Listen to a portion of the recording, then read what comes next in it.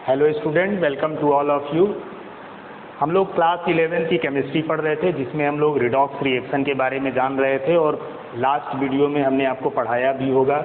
उसमें redox reaction क्या होता है उसके बारे में भी बताया था, और ऑक्सीडेशन रिएक्शन, रिडक्शन रिएक्शन क्या होता है, और फिर उसके बाद हम लोगों ने ऑक्सीडेशन नंबर फाइंड आउट करने के मेथड्स देखे थे और कुछ एग्जाम्पल भी किए थे। आज और भी डिफरेंट एग्जाम्पल हम आपके सामने लाएंगे और दिखाएंगे कि कैसे हम ऑक्सीडेशन नंबर फाइंड आउट करते हैं। कुछ स्ट्रक्चर से भी ऑक्सीडेशन नंबर निकाले जाते हैं, तो उनके स्पेशल एग्जाम्पल होते हैं और थोड़ा वो हट के टफ होते हैं, इस वजह से उनको हम लोग यहाँ पे डिस्कस करेंगे और फिर उसके बाद चैप्टर को आगे कंटिन्यू करते रहेंगे। तो चलिए डिस्कशन स्टार्ट करते हैं और जानते हैं कि कैसे हम ऑक्सीडेशन नंबर फाइंड आउट करते हैं। तो एक एग्जाम्पल हम कॉमन सा लेते हैं, Na2S4O6। अब इसमें आपको सल्फ़र का अगर ऑक्सीडेशन नंबर निकालना है तो सल्फ़र का ऑक्सीडेशन नंबर कैसे फाइंड आउट करेंगे, तो आपको यहाँ सोडियम का ऑक्सीडेशन नंबर पता होगा और सोडियम का नंबर ऑफ एटम 2 है, तो 2 into oxidation number of sodium plus, अब सल्फ़र में 4 एटम है और सल्फ़र का निकालना है तो इसको X मान लेंगे हम, और यहाँ पे ऑक्सीजन का ऑक्सीडेशन नंबर 6 नंबर एटम 6 है और ऑक्सीजन का ऑक्सीडेशन स्टेट -2 होता है और इक्वल टू 0 कर लेंगे। ठीक है, तो यहाँ से 2 + 4x - 12 equal to 0, 4x - 10 equal to 0, x equal to आ गया +10/4। अब यहाँ से इसको सॉल्व करेंगे तो ये आ जाएगा +5/2 x इक्वल टू। ठीक, तो ये आपको यहाँ से सल्फ़र का ऑक्सीडेशन नंबर मिल गया। ये थोड़ा सिंपल एग्जाम्पल था, थोड़ा और हम लोग धीरे धीरे टफ एग्जाम्पल की तरफ बढ़ेंगे। तो ये CH3 का होल्ट वाइज SO। अब इसमें भी आपको सल्फ़र का ऑक्सीडेशन नंबर फाइंड आउट करना है। हमने बताया होगा CH3 का ऑक्सीडेशन नंबर +1 होता है, तो यहाँ पे 2 इंटू +1। ठीक है, ये हो गया CH3 का ऑक्सीडेशन नंबर। सल्फ़र का फाइंड आउट करना है, इसको X मान लेंगे, और ऑक्सीजन का ऑक्सीडेशन नंबर -2 होता है, नंबर ऑफ एटम 1 है, इसलिए 1 इंटू -2 करेंगे, सेम वैल्यू मिलेगा। तो यहाँ से 2 + x -2 इक्वल टू 0, ये दोनों कैंसिल हो गए, x इक्वल टू क्या आ गया, 0 आ गया। ठीक है, तो इस CH3 होल्ट वाइज SO में सल्फ़र का ऑक्सीडेशन स्टेट क्या हो गया, 0 आ गया। आप ध्यान रखेंगे यहाँ पे ऑक्सीडेशन नंबर यहाँ फ्रैक्शनल भी मिल रहा है, 0 भी मिल रहा है और होल नंबर भी मिल रहा है। तो ऑक्सीडेशन नंबर और वैलेंसी में क्या डिफरेंस है, ये हम लोग आगे डिस्कस करेंगे, तो वहाँ पे ये पॉइंट बन सकता है। ठीक है, चलिए और थोड़ा दूसरे एग्जाम्पल लेते हैं। FeH2O कोऑर्डिनेशन कंपाउंड ले लेते हैं, NOSO4। अब यहाँ पे आपको Fe का ऑक्सीडेशन नंबर फाइंड आउट करना है। ठीक है, तो Fe का निकालना है, X मान लेंगे, और H2O को हमने बताया होगा न्यूट्रल लिगेंड है, और न्यूट्रल लिगेंड का ऑक्सीडेशन स्टेट क्या होता है, 0 होता है। ठीक है, और नंबर ऑफ एटम 1 ही है, तो 1 इंटू 0 कर लीजिए, प्लस NO का ऑक्सीडेशन नंबर भी क्या होगा, 0 होगा। तो ये भी नंबर ऑफ लिगेंड कितने हैं, इनको लिगेंड बोलते हैं, जो स्क्वायर ब्रैकेट के अंदर होते हैं, सेंट्रल मेटल एटम से डायरेक्ट अटैच होते हैं, वो सभी लिगेंड्स कहलाते हैं। ठीक है, सेंट्रल मेटल एटम ये है, इसके अलावा जितने भी चीज़ें स्क्वायर ब्रैकेट के अंदर है वो सब लिगेंड है। तो यहाँ पे NO भी नंबर ऑफ इसका नंबर 1 है, तो 1 इंटू 0 ये भी हो गया, और सल्फेट आयन का ऑक्सीडेशन स्टेट -2 होता है, इक्वल टू 0 कर लेंगे। तो यहाँ से X, ये दोनों टर्म 0 हो गए, -2 इक्वल टू 0, तो X इक्वल टू क्या आ गया, +2। यहाँ पे Fe का ऑक्सीडेशन स्टेट क्या हो गया, +2 आ गया। तो इस तरह कोऑर्डिनेशन कंपाउंड में भी आप ऑक्सीडेशन स्टेट फाइंड आउट करेंगे। अब कुछ स्ट्रक्चर वाले भी ऑक्सीडेशन स्टेट होते हैं, तो चलिए उनको भी डिस्कस कर लेते हैं, जैसे CrO5। ठीक है, क्रोमियम पेंटा ऑक्साइड। अब इसमें क्रोमियम का ऑक्सीडेशन नंबर आपको फाइंड आउट करना है। तो क्रोमियम का ऑक्सीडेशन नंबर जैसे मेथड हम लोग यूज़ कर रहे थे, क्रोमियम को X मान लिए और ऑक्सीजन कितना है, 5 है, और 5 इंटू क्या करेंगे, ऑक्सीजन का ऑक्सीडेशन स्टेट -2 होता है, इक्वल टू 0, तो X - 10 इक्वल टू 0 आएगा, X इक्वल टू क्या लिखेंगे, +10 लिखेंगे। तो अब आप देखिए कि क्रोमियम का ऑक्सीडेशन स्टेट क्या यहाँ आ रहा है, +10 आ रहा है, और ये कभी भी पॉसिबल नहीं है। ऑक्सीडेशन स्टेट कभी भी 8 या 8 से ज़्यादा होगा ही नहीं, ठीक है। 8 से हमेशा कम ही होगा। किसी भी एलिमेंट का ऑक्सीडेशन स्टेट अगर आप निकालते हैं तो हमेशा क्या होगा, 8 से कम रहेगा। +7 हो सकता है, वो मैग्नीज का है, Mn का +7 ऑक्सीडेशन स्टेट देखने को मिलता है, ठीक है। तो ये आप ध्यान रखेंगे कि अगर ऑक्सीडेशन स्टेट ये 8 या 8 से ज़्यादा आ रहा है तो इसका मतलब कहीं ना कहीं कोई प्रॉब्लम उस क्वेश्चन में है, ठीक है। तो ये ऑक्सीडेशन स्टेट कभी भी पॉसिबल नहीं है। तो ये आपको आंसर चेक करने का एक मेथड भी मिल गया है यहाँ से, ठीक है। ऑक्सीडेशन स्टेट मैक्सिमम हो सकता है किसी भी एलिमेंट का जो उसके बैलेंस सेल में नंबर ऑफ इलेक्ट्रॉन जितने होते हैं, ठीक है। जितने भी वैलेंस सेल में नंबर ऑफ इलेक्ट्रॉन होंगे ऑक्सीडेशन स्टेट उससे ज़्यादा नहीं होगा, ठीक है। तो यहाँ पे ये गलत हो गया, यानी ये जो मेथड हम यूज़ कर रहे थे अभी तक उस मेथड से हमने ऑक्सीडेशन स्टेट क्रोमियम पेंटाऑक्साइड में जब क्रोमियम का निकाला तो +10 आ रहा है, जो पॉसिबल नहीं है। तो इसका मतलब कुछ ना कुछ इसमें स्ट्रक्चर का प्रॉब्लम होगा। तो चलिए देख लेते हैं और वो स्ट्रक्चर से कैसे हम फाइंड आउट करेंगे उस एग्जाम्पल को हम लोग स्ट्रक्चर के थ्रू समझेंगे। तो क्रोमियम पेंटाऑक्साइड CrO5 में अब इसका स्ट्रक्चर ड्रॉ करना पड़ेगा। इसका स्ट्रक्चर होता है Cr, ये ऑक्सीजन इस तरह से अरेंज होते हैं इसमें, ठीक। और एक ऑक्सीजन यहाँ पे डबल बॉन्ड बना के रहेगा।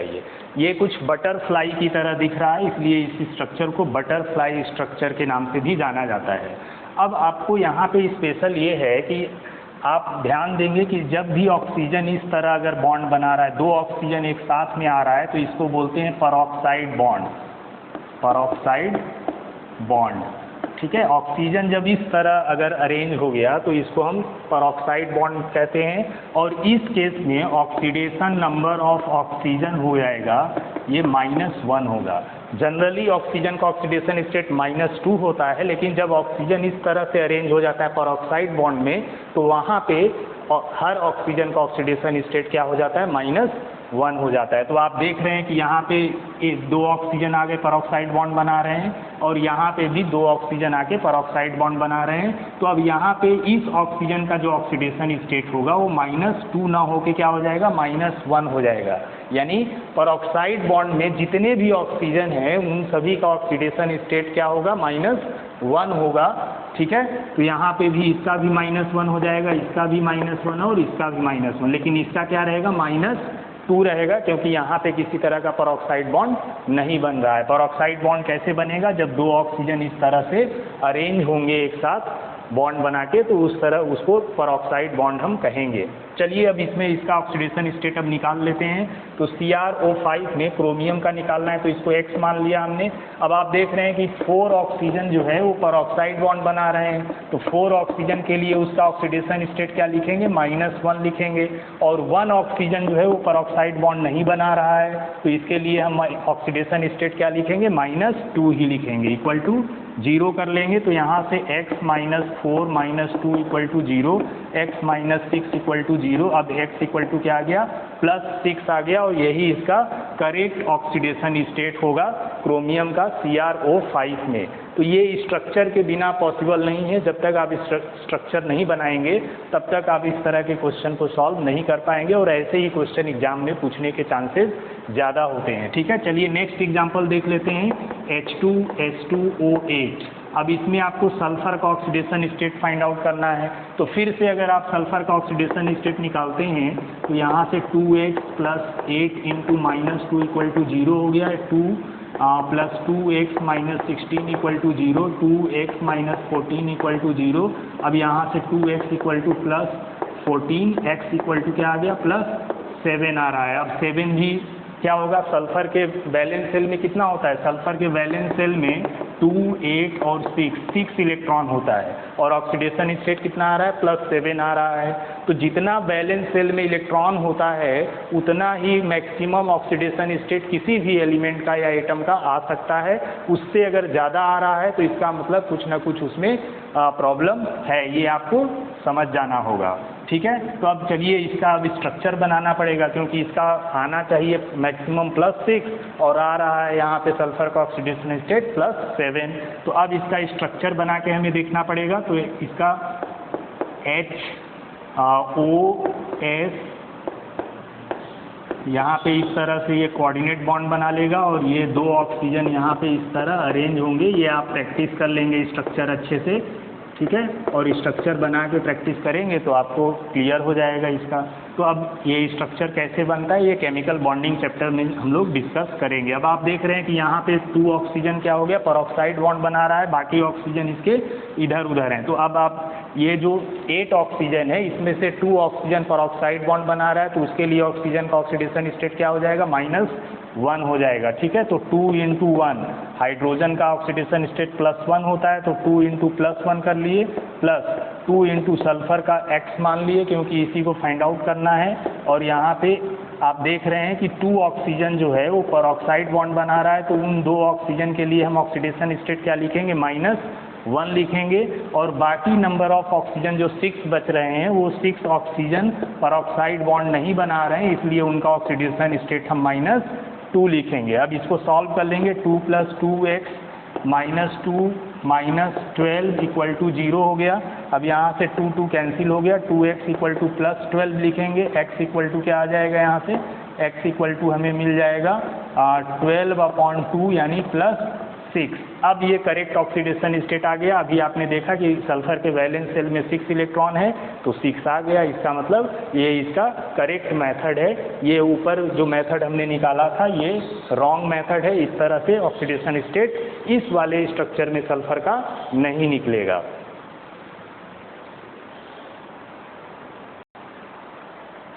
चलिए नेक्स्ट एग्जाम्पल देख लेते हैं। C2H2SO5 में सल्फर का ऑक्सीडेशन स्टेट क्या होगा, इसको भी चेक कर लेते हैं। तो यहाँ से अब 2 × 1 करेंगे, +x + 5 × -2 = 0, ठीक है। ये आप ट्रेडिशनल मेथड जो यूज़ कर रहे थे उस तरह करेंगे।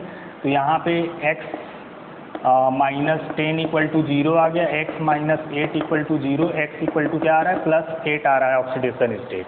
अब बताइए सल्फर का मैक्सिमम बैलेंस शेल इलेक्ट्रॉन 6 होता है और ऑक्सीडेशन स्टेट यहाँ पे 8 आ रहा है, तो इसका मतलब ये ऑक्सीडेशन स्टेट करेक्ट नहीं है। तो फिर इसका करेक्ट ऑक्सीडेशन स्टेट कैसे फाइंड आउट होगा, तो करेक्ट ऑक्सीडेशन स्टेट निकालने के लिए हमें क्या करना पड़ेगा, इसका स्ट्रक्चर बनाना पड़ेगा।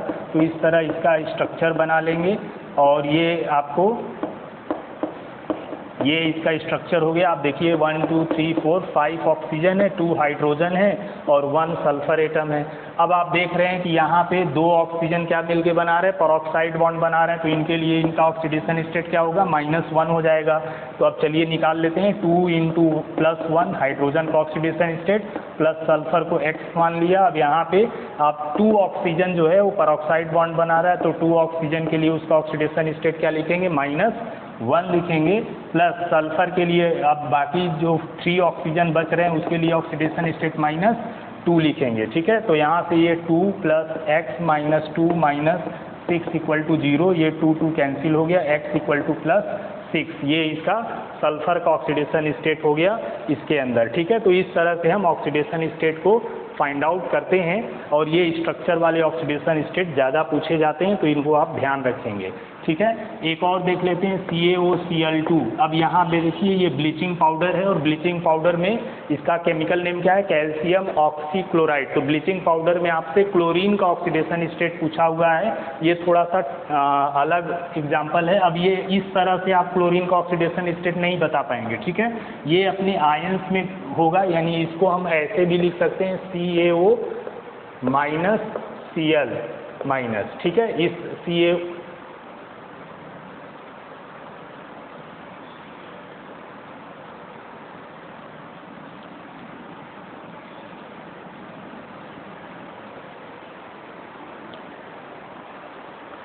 तो ये ब्लीचिंग पाउडर को हम लिखेंगे कैसे, ब्लीचिंग पाउडर को हम इस तरह लिख सकते हैं CaOCl, ठीक है। इस तरह से ये ब्लीचिंग पाउडर को लिखा जाता है। ये कैटायन है, अलग हो जाएगा, ये क्लोरेट आयन है और ये क्लोराइड आयन है। तो क्लोरेट आयन पे -1 चार्ज होता है, ठीक है। इस क्लोराइड आयन पे भी -1 चार्ज होता है। अब यहाँ पे इस क्लोरेट आयन के अंदर क्लोरीन का निकाल लीजिए ऑक्सीडेशन स्टेट, और फिर यहाँ क्लोराइड आयन में इसका ऑक्सीडेशन स्टेट निकाल लीजिए, तो इसके 2 ऑक्सीडेशन स्टेट क्लोरीन के देखने को मिलेंगे। अब ये 2+ होता है तो ये अलग हो गया, इसका आपको निकालना नहीं है।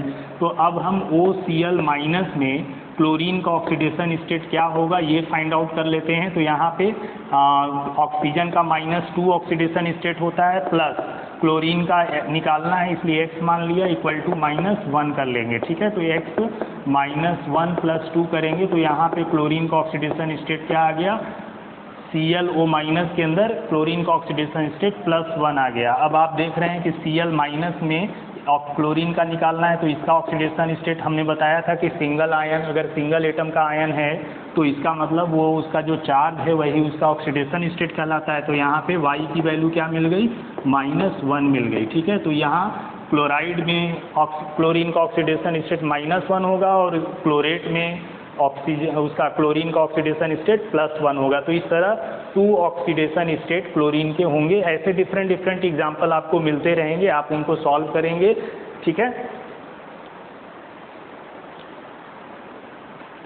चलिए अब हम लोग देख लेते हैं कि ऑक्सीडेशन नंबर और वैलेंसी में क्या डिफरेंस है, ठीक है। बहुत हल्का सा डिफरेंस है और वो डिफरेंस हमें पता होना चाहिए, नहीं तो हम बहुत मिस्टेक करते हैं इसमें। तो चलिए देखते हैं valency and oxidation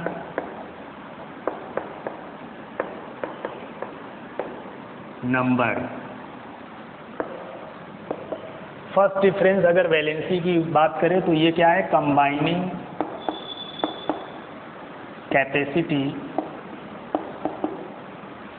of element.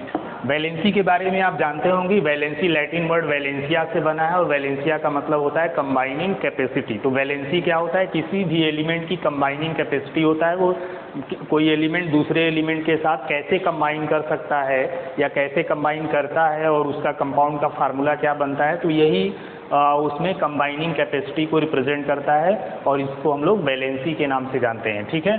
Oxidation इस नंबर क्या होता है, ये होता है charge present on the atom of element when it is in combination, ठीक है। जब एटम कॉम्बिनेशन में होता है, कंपाउंड के फॉर्म में होता है, तो वहाँ पे उसके ऊपर जो चार्ज होता है उसी को हम क्या बोलेंगे, ऑक्सीडेशन स्टेट बोलेंगे या ऑक्सीडेशन नंबर बोलेंगे। अभी हम लोग different oxidation number find out करना सीखे भी थे, ठीक है। सेकेंड डिफरेंस दोनों में क्या है, तो इस तरह ये डिफरेंस समझ में आ गया होगा। ये क्या है, एटम का एक नेचुरल प्रोसेस है। ये कंबाइनिंग कैपेसिटी, एलिमेंट कोई भी है तो वो दूसरे एलिमेंट से रिएक्ट करेगा ही करेगा, ये उसकी नेचुरल टेंडेंसी है कंबाइनिंग कैपेसिटी यानी वैलेंसी, ठीक है। लेकिन ये क्या है, ये नेचुरल टेंडेंसी नहीं है, एटम की कितना उसका चार्ज है एटम के ऊपर उसको हम लोग ऑक्सीडेशन नंबर कहेंगे, ठीक है। अब यहाँ पे क्या होगा, no plus and minus sign, no plus and minus sign is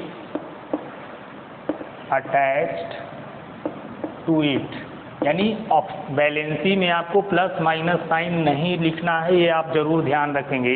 इसमें मिस्टेक बहुत करते हैं हम आप लोग। तो यहाँ पे वैलेंसी में देखना है कि वहाँ प्लस और माइनस साइन नहीं लगाना है, लेकिन ऑक्सीडेशन स्टेट में प्लस और माइनस साइन लगेगा, ठीक है। इट में हैव प्लस और माइनस साइन, ठीक है, इसमें प्लस या माइनस साइन होता है।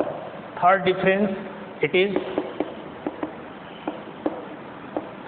यूजुअली फिक्स्ड, यानी वैलेंसी क्या होता है, फिक्स्ड होता है। वैलेंसी में ज़्यादा वेरिएशन या चेंजेस नहीं होते हैं, लेकिन ऑक्सीडेशन नंबर कुछ भी हो सकता है।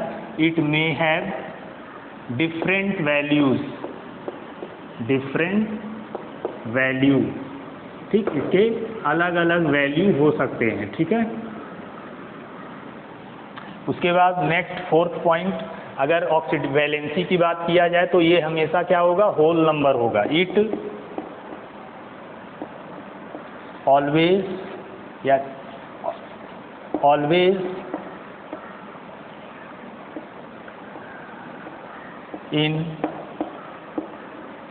होल नंबर, ठीक है। वैलेंसी हमेशा किस में होगा, होल नंबर में होगा, लेकिन जो ऑक्सीडेशन स्टेट है वो मे बी होल नंबर और फ्रैक्शनल, ठीक है। होल नंबर भी हो सकता है और फ्रैक्शनल भी हो सकता है, ठीक। उसके बाद फिफ्थ डिफरेंस देखें दोनों में, वैलेंसी और उसमें, तो ये नेवर जीरो, ठीक है। वैलेंसी कभी भी जीरो नहीं होता है नोबल गैसेज को छोड़ के, helium, neon, argon, krypton, xenon, ये सब जो नोबल गैसेज हैं उनको छोड़ के जो है वैलेंसी किसी का भी जीरो नहीं होता है, ठीक है, एक्सेप्ट नोबल गैसेज, ठीक। नोबल गैसेज जैसे हीलियम, नियॉन, आर्गन, ये सब ये नोबल गैसेज हैं। लेकिन ये जो आपको ऑक्सीडेशन नंबर है वो में भी क्या होगा, जीरो हो सकता है, यानी ऑक्सीडेशन नंबर जीरो भी हो सकता है, फ्रैक्शनल भी हो सकता है और होल नंबर में भी हो सकता है। लेकिन वैलेंसी क्या है, हमेशा होल नंबर में होगा, ये कभी भी जीरो नहीं होगा, केवल किसको छोड़ के, नोबल गैसेस को छोड़ के। तो ये वैलेंसी और ऑक्सीडेशन नंबर में डिफरेंस है।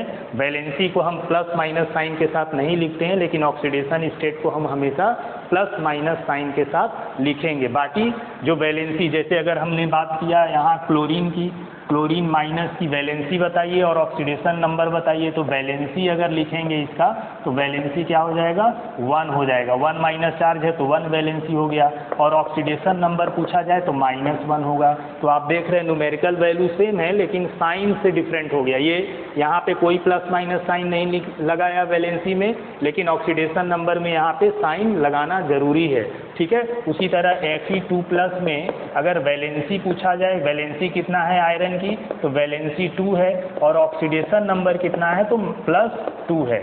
तो यही फ़र्क है वैलेंसी और ऑक्सीडेशन स्टेट में। न्यूमेरिकल वैल्यू दोनों केस में सेम होता है, लेकिन हम प्लस माइनस साइन से दोनों को डिफर कर देते हैं। तो ये आप डिफरेंस ध्यान रखेंगे, पूछा भी जाता है। तो चलिए अब हम लोग को एक नेक्स्ट इम्पॉर्टेंट टॉपिक है इसमें, जिसमें हमसे पूछा जाता है ऑक्सीडेशन, उसको रिडॉक्स रिएक्शन को बैलेंस करने के लिए। तो हम लोग रिडॉक्स रिएक्शन को किस तरह से बैलेंस करेंगे, इसके मेथड्स हमें देखने हैं और उससे क्वेश्चन को बैलेंस करना सीखना भी है, ठीक है।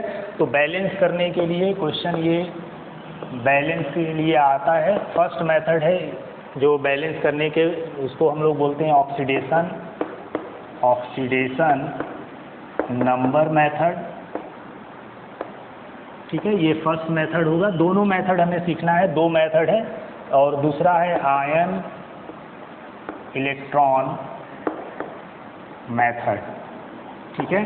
तो इस तरह ऑक्सीडेशन नंबर मेथड से और आयन इलेक्ट्रॉन मेथड से किस तरह से हम रिडॉक्स रिएक्शन को बैलेंस करेंगे, ये हमें एक एक करके देखने हैं। कुछ एग्जांपल हम करवाएंगे और उसी एग्जांपल के थ्रू आपको उसके रूल्स समझने होंगे। रूल्स लिखवाने की ज़रूरत नहीं है, यहाँ पे डायरेक्ट हम लोग प्रैक्टिस करके उसको सीखेंगे, ठीक है।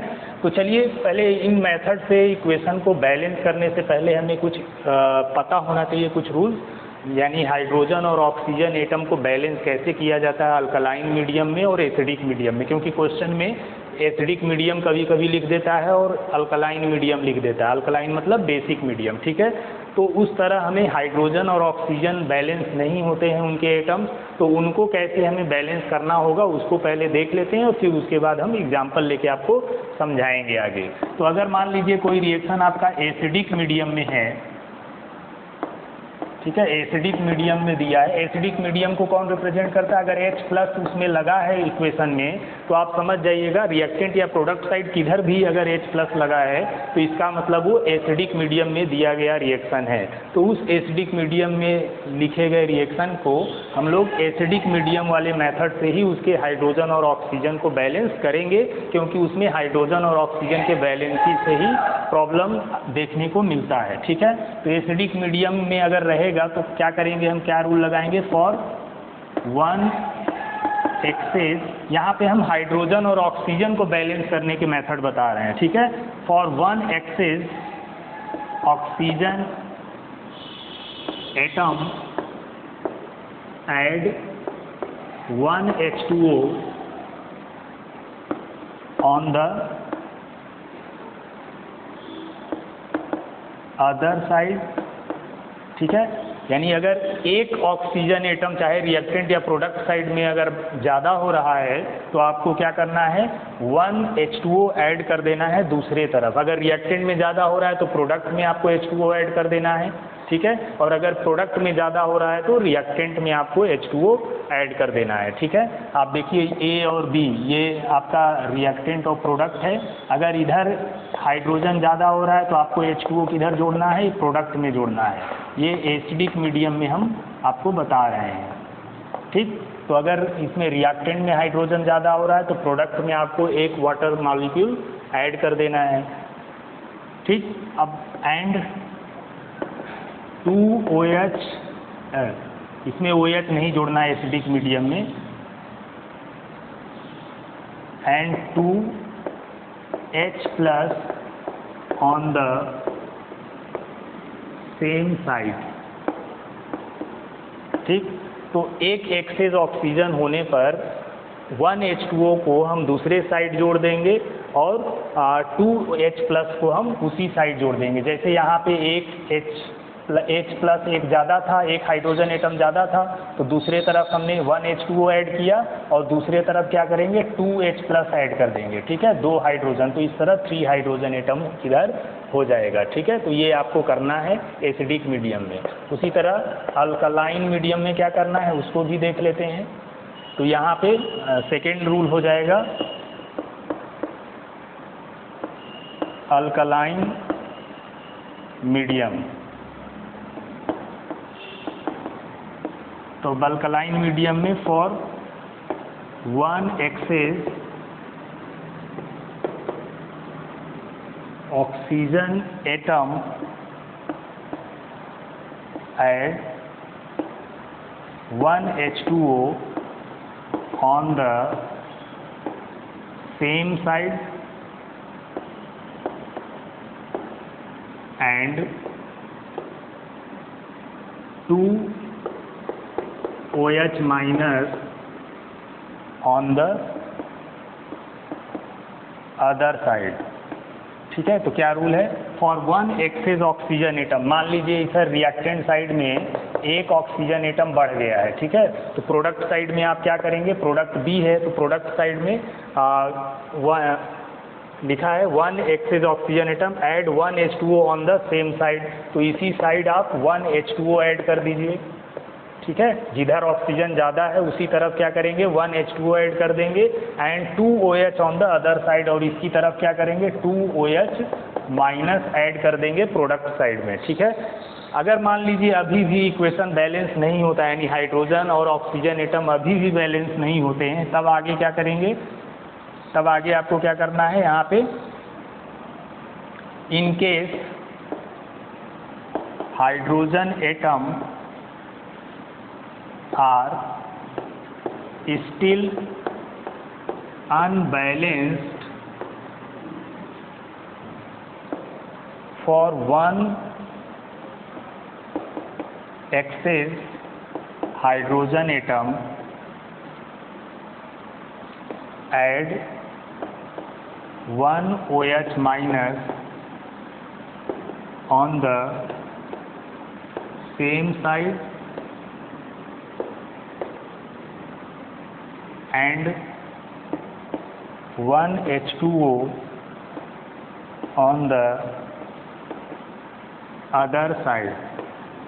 ठीक है, अगर हाइड्रोजन एटम फिर भी बैलेंस नहीं हो रहा है तो हाइड्रोजन एटम स्टिल अनबैलेंस्ड, यानी मान लीजिए इधर हाइड्रोजन एटम बैलेंस नहीं है तो क्या करेंगे, 1 H2O add 1 OH on the same side. अगर इधर हाइड्रोजन ज़्यादा है तो इधर क्या करेंगे, 1 OH ऐड कर देंगे and 1 H2O on the other side, और दूसरी तरफ क्या करेंगे, 1 H2O ऐड कर देंगे। ये कब करेंगे? जब हाइड्रोजन ज़्यादा होगा।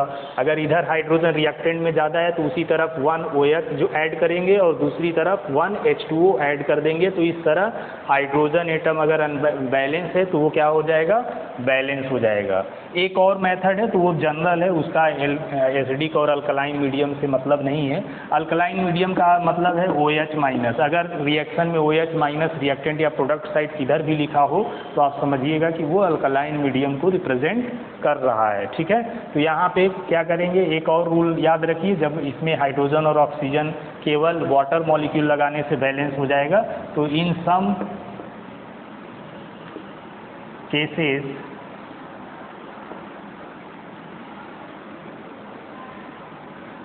both hydrogen and oxygen atoms are balanced together by adding H2O only। ठीक है, कुछ केस में केवल H2O ऐड कर देने से हाइड्रोजन और ऑक्सीजन एटम बैलेंस हो जाते हैं, उनका अल्कलाइन और एसिडिक मीडियम से कोई लेना देना नहीं है। ये फर्स्ट मेथड हो गया, ये सेकेंड मेथड हो गया और ये एक तरह से थर्ड मेथड हो गया। तो ये 3 मेथड्स हैं जिससे हम हाइड्रोजन और ऑक्सीजन एटम को जो भी रिडॉक्स रिएक्शन रहेगा बैलेंस करते समय उनका हम इस तरह से बैलेंस करते हैं, और ये आप इसको दिमाग में रखेंगे। तो चलिए एक कॉमन एग्जांपल लिया है हमने।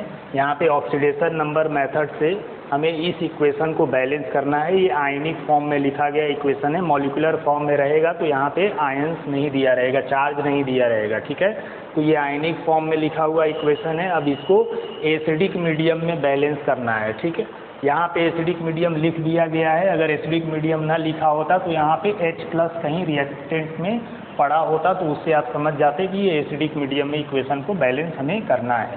तो चलिए हम कैसे ऑक्सीडेशन नंबर मेथड से इस इक्वेशन को बैलेंस करेंगे।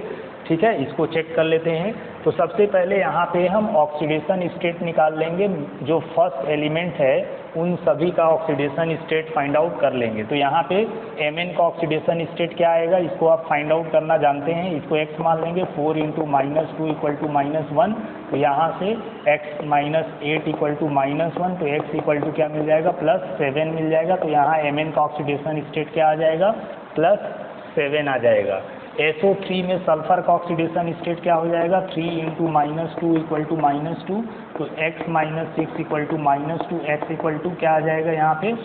उधर ले जाएंगे तो +4 आ जाएगा। यहाँ पे +4 रहेगा सल्फर का ऑक्सीडेशन स्टेट।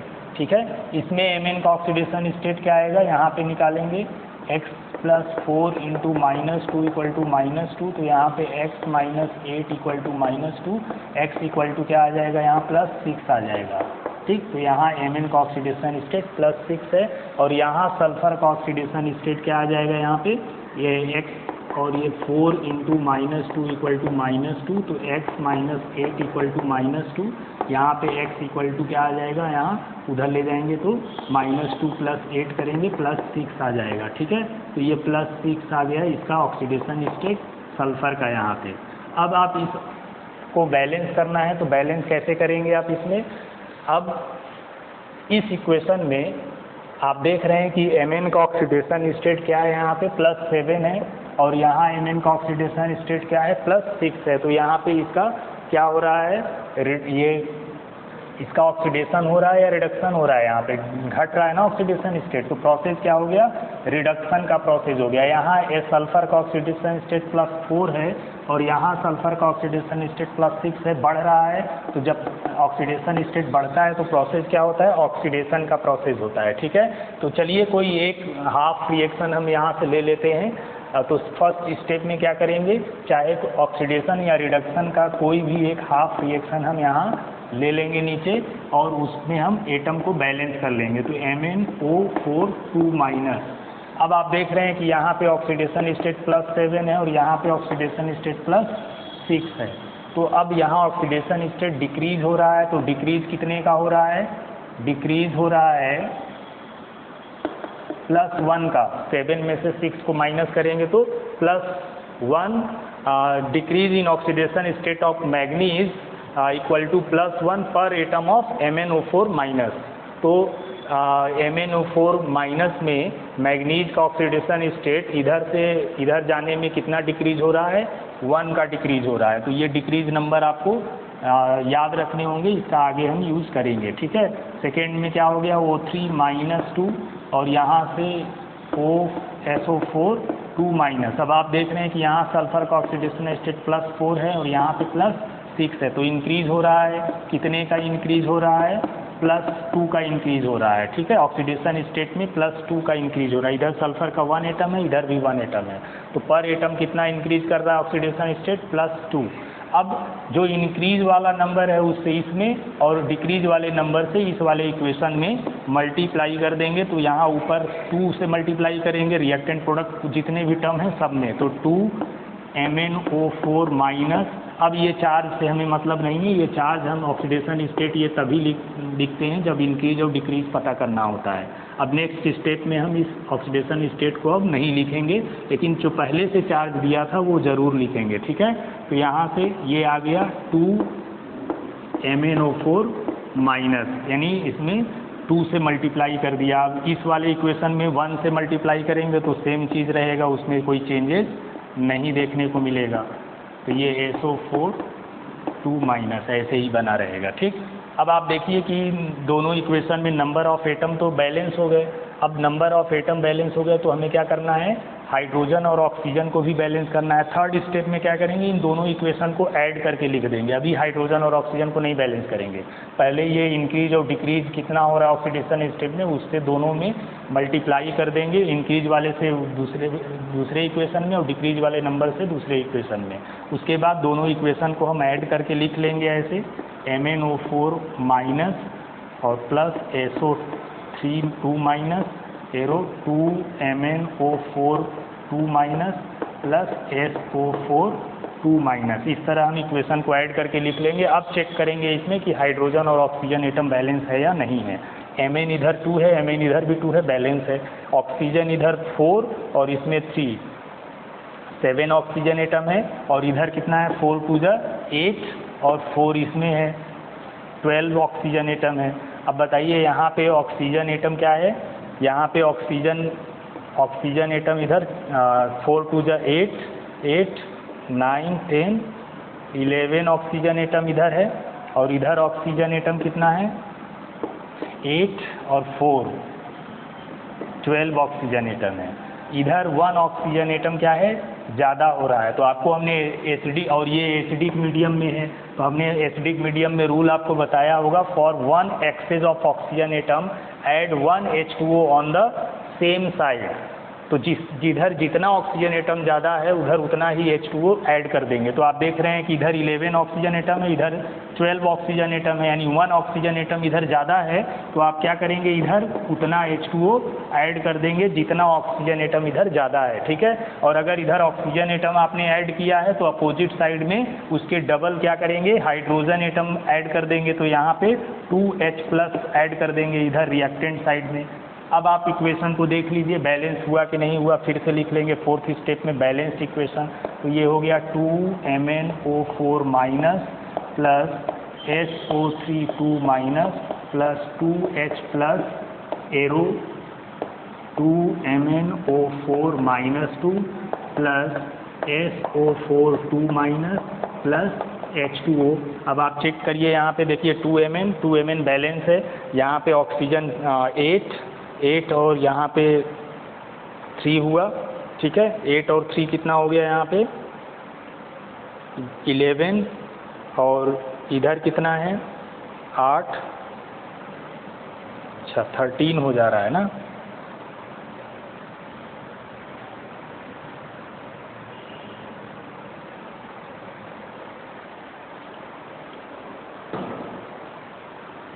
अच्छा यहाँ पे ये रूल थोड़ा गलत लिख दिया है। यहाँ आपको हमने रूल बताया होगा, for 1 excess of oxygen atom add 1 H2O on the other side and 2H+ on the same side, ठीक है। तो ये रूल फॉलो करेंगे। तो यहाँ पे आप देख रहे हैं कि यहाँ पे ऑक्सीजन एटम कितना था, अभी हाइड्रोजन और ऑक्सीजन इसको चेक कर लेते हैं फिर से।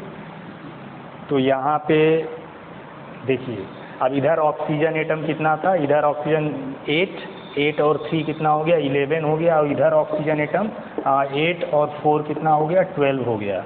तो इधर 1 ऑक्सीजन एटम ज़्यादा है, तो हमने रूल क्या बताया है, for 1 excess oxygen atom add 1 H2O on the other side, ठीक है, 1 H2O on the other side. तो इधर एक H2O, एक ऑक्सीजन एटम ज़्यादा है, तो हम इस साइड क्या करेंगे, 1 H2O ऐड कर देंगे, और उसी साइड जिधर ज़्यादा है उधर कितना ऐड करेंगे, 2H प्लस ऐड करेंगे।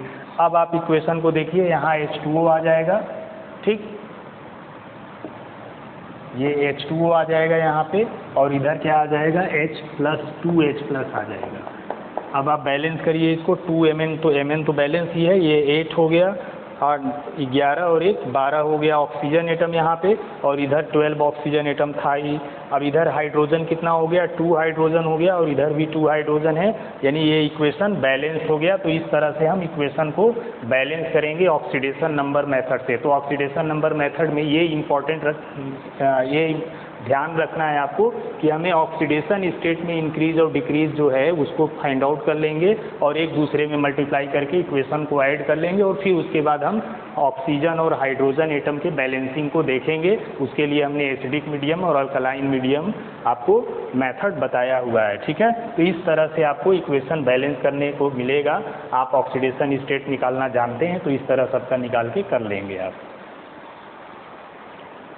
हम लोग अनदर एग्जांपल लेते हैं, और अल्कलाइन मीडियम में कैसे हम ऑक्सीडेशन नंबर मेथड से इक्वेशन को बैलेंस करेंगे उसको भी चेक कर लेते हैं, ठीक है। अब यहाँ देखिए, ये क्लोरीन एटम है Cl2, और यहाँ पे क्लोरीन आयन है, क्लोराइड आयन बोलेंगे इसको, ठीक है, और ये आयोडाइड। अब यहाँ पे ये इस पे IO3 माइनस IO4 माइनस। अब यहाँ पे हमें आयोडीन का क्या करना पड़ेगा, ऑक्सीडेशन स्टेट। अब क्लोरीन का ऑक्सीडेशन स्टेट यहाँ पे 0 होगा, फ्री स्टेट में है। अब यहाँ पे तो -1 है ही इसका। अब यहाँ पे आयोडीन का ऑक्सीडेशन स्टेट निकालेंगे, तो 3 × -2 = -1। अब यहाँ से क्या मिल जाएगा आपको, ये -1 और ये माइनस उधर जाएगा तो +6 आ जाएगा, यहाँ +5 मिल जाएगा ऑक्सीडेशन स्टेट आयोडीन का, ठीक। अब इस वाले में आयोडीन का ऑक्सीडेशन स्टेट निकालेंगे, तो x + 4 × -2 = -1, x - 8 = -1, x = -1 + 8 करेंगे +7 आ जाएगा। यहाँ पे आयोडीन का ऑक्सीडेशन स्टेट +7 मिलेगा, ठीक है। तो इस तरह से हम ऑक्सीडेशन स्टेट निकाल लिए आयोडीन का। अब आप देख रहे हैं कि यहाँ से इसमें क्या हो रहा है, रिएक्शन सेकेंड स्टेप में ये आप ले लेंगे, ऑक्सीडेशन रिएक्शन जो हो रहा है। अब ये भी चेक करेंगे कि यहाँ नंबर ऑफ क्लोरीन एटम कितने हैं, इधर 2 एटम है, तो यहाँ आप देख रहे हैं कि ऑक्सीडेशन स्टेट क्या कर रहा है, डिक्रीज कर रहा है। तो पर एटम कितना डिक्रीज हो रहा है, 1 का, तो 2 एटम में कितना डिक्रीज होगा, 1 × 2 का, यानी 2 का डिक्रीज हो रहा है यहाँ पे, ठीक है। आप नंबर ऑफ सीधा सा ये ध्यान रखेंगे कि ऑक्सीडेशन स्टेट में कितने का डिक्रीज हो रहा है, 0 से माइनस हो रहा है, इसका मतलब डिक्रीज हो रहा है। तो ऑक्सीडेशन स्टेट कितना डिक्रीज हो रहा था, 1 का डिक्रीज हो रहा था, लेकिन नंबर ऑफ एटम 2 है, तो यहाँ 2 से मल्टीप्लाई करेंगे, तो इसमें ऑक्सीडेशन स्टेट में भी 2 का मल्टीप्लाई कर देंगे, तो कितने का डिक्रीज हो जाएगा पर एटम, 2 का, ठीक। तो ये यहाँ से आपको पता चल गया डिक्रीज। अब दूसरा है IO3 माइनस, इसका IO4 माइनस में आप देख रहे हैं यहाँ ऑक्सीडेशन स्टेट +5 है, और यहाँ ऑक्सीडेशन स्टेट +7 है। तो यहाँ इंक्रीज हो रहा है, कितने का इंक्रीज हो रहा है, अब आयोडीन 1 सिंगल एटम है, इधर भी सिंगल एटम है, तो पर एटम कितने का इंक्रीज हो रहा है, 2 का इंक्रीज हो रहा है। तो दोनों नंबर में आप फर्स्ट स्टेप ये हो गया। सेकेंड स्टेप में क्या करेंगे, इंक्रीज और डिक्रीज वाले नंबर से दोनों इक्वेशन में मल्टीप्लाई कर देंगे, तो 2Cl2 और ये 4Cl- हो जाएगा, और सेकेंड इक्वेशन हो जाएगा IO3-, इसमें भी 2 का मल्टीप्लाई करेंगे, और 2IO4- हो जाएगा। अब थर्ड स्टेप में दोनों इक्वेशन को ऐड कर लेंगे, तो ऐड करने पे क्या मिलेगा, 2Cl2 + 2IO3- arrow 4Cl- + 2IO4-। अब ये रिएक्शन किस में है, अल्कलाइन मीडियम में है, और अल्कलाइन मीडियम में कैसे बैलेंस करते हैं, क्लोरीन एटम तो 4 दोनों तरफ है, आयोडीन 2 दोनों तरफ है, ऑक्सीजन इधर 3 × 2 = 6 है, यानी इधर ऑक्सीजन कितना है, 6 है, और इधर ऑक्सीजन कितना है, 4 × 2 = 8 ऑक्सीजन है, यानी 2 ऑक्सीजन उधर ज़्यादा है। तो अब अल्कलाइन मीडियम के रूल को याद रखिए, for 1 excess oxygen atom add 1 H2O on the same side. For 1 excess oxygen atom add 1 H2O on the same side. तो उसी साइड में इधर 2 ऑक्सीजन एटम ज़्यादा है तो 2 H2O हम इसी साइड में क्या करेंगे, ऐड कर देंगे। ठीक है, तो 2 H2O हमने इसी साइड में प्लस किया, इसको अभी यहाँ लिख रहे हैं हम ताकि आपको समझ में आए कि हम क्या कर रहे हैं। ठीक है, तो ये 2 ऑक्सीजन एटम ज़्यादा था, इस वजह से हमने क्या किया, 2 H2O उसी साइड में जोड़ दिया जिधर ज़्यादा है। ठीक, अब दूसरा क्या करना है, add 1 H2O on the same side and 2 OH on the other side. तो इधर हमने अगर 1 H2O ऐड करते तो 2 OH इधर ऐड करते, 2 H2O किए हैं तो 4 OH इधर ऐड करेंगे। ठीक है, 4 OH, जितना H2O ऐड किया है उसका डबल OH आपको दूसरे साइड में ऐड करना है, ये ध्यान रखेंगे आप। ठीक है, अब चेक कर लेते हैं बैलेंस हुआ कि नहीं हुआ। अगर नहीं बैलेंस हुआ तो फिर आगे प्रोसेस उसमें है, उसको फॉलो करेंगे। तो यहाँ से 2Cl2 plus 2iO3 minus plus 4OH minus arrow 4Cl minus plus 2iO4 minus plus 2H2O। ठीक, अब इक्वेशन चेक करिए, इधर 2 क्लोरीन है, 2 क्लोरीन बैलेंस है, आयोडीन बैलेंस है दोनों तरफ, 3 2 6 ऑक्सीजन और 4 10 ऑक्सीजन इधर हो गया और इसमें 4 8 और 2 10 ऑक्सीजन इधर हो गया, हाइड्रोजन इधर 4 है, हाइड्रोजन इधर 4 है, बैलेंस हो गया। ठीक है, ये इक्वेशन बैलेंस हो गया। तो इस तरह से हम इक्वेशन को बैलेंस करेंगे ऑक्सीडेशन नंबर मेथड से। तो फिर से एक बार रिपीट कर दें कि ऑक्सीडेशन नंबर मेथड में ऑक्सीडेशन निकाल लेंगे और वहाँ से इंक्रीज और डिक्रीज पता हो जाएगा, उनसे दोनों में इक्वेशन में ऐड मल्टीप्लाई करके हम उन इक्वेशन को ऐड कर लेंगे और फिर उसमें हाइड्रोजन और ऑक्सीजन एटम को बैलेंस कर लेंगे according to the alkaline and acidic medium. ठीक है, तो इस तरह से ऑक्सीडेशन नंबर मेथड का हमने आपको अल्कलाइन मीडियम का और उसका एसिडिक मीडियम का एग्जाम्पल दिखाया। इसी तरह से आपको सॉल्व करना होगा। Thank you.